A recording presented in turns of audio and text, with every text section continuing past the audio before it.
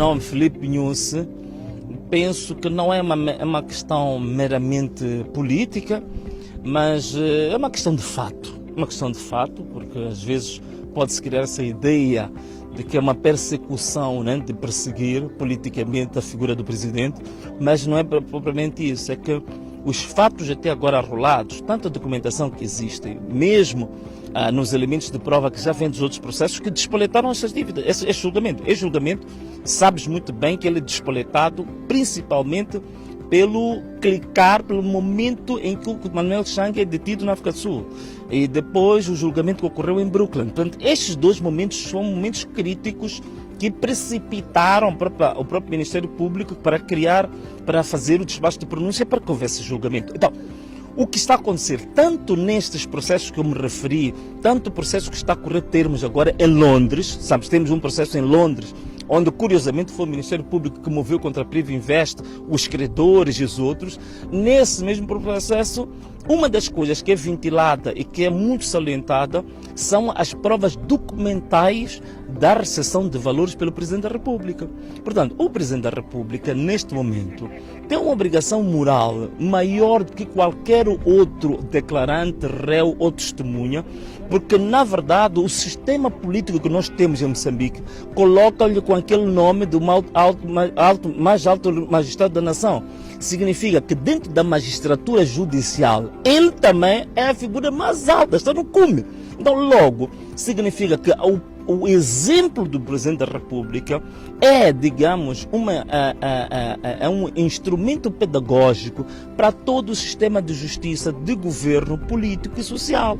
Portanto, atingirmos o momento que temos um dos maiores julgamentos da história do país, de fraude, de corrupção, de peculato, de associação para delinquir, se a figura do Presidente da República está associada, eu penso que é um momento também nobre para ele mesmo dar corpo ao seu grande discurso de luta contra a corrupção. Ainda há pouco tempo, ele pronunciou-se contra a questão da corrupção. Disse que Moçambique não pode ser conhecido como um país de corruptores e de corruptos. Portanto, ele mostra um acento tônico no seu discurso político, que está muito preocupado com a questão da corrupção.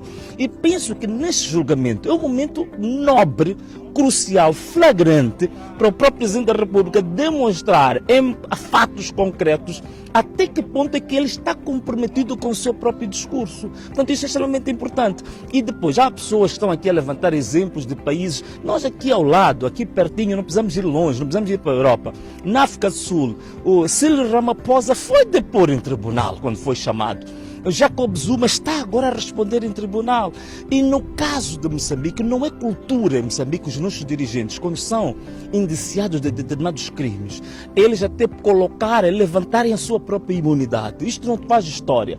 Isso faria história, Filipe Nyusi, se fosse o primeiro a pôr à disposição, levantar todas as suas imunidades e dizer que eu estou disposto a ir à justiça e responder sobre todos os elementos que forem propiciatórios de acrescentarem valor no esclarecimento dessas dívidas, no esclarecimento dessas questões. Portanto, quando o Presidente não se pronuncia, veja só, é que nem em comunicado algum ele pronunciou-se até hoje. E o nome dele começa a ser ventilado há mais de 3 anos, pelo menos publicamente. Então, não pode, durante 3 anos, que é mais do que metade do mandato, o Presidente da República remeter-se ao mutismo de situações que o associe a um dos maiores crimes, a um dos maiores escândalos que esse país já teve.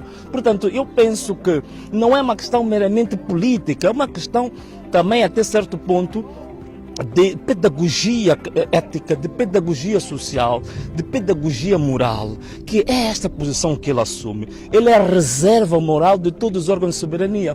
Quando nós precisamos de alguma moralidade reservada, por exemplo, no Poder Legislativo, ele é a última figura que responde. No Governo, é ele a última figura que responde. No Poder Judicial, é ele a última figura que responde. Até por causa de Moçambique, até na educação, porque ele é que nomeia os reitores das universidades, por aí fora. Portanto, significa que a investidura dos enormes poderes que ele tem não lhe dão nenhum privilégio de se manter-se no mutismo, no silêncio, como o silêncio ndambista que nós estamos a ver agora aqui neste tribunal.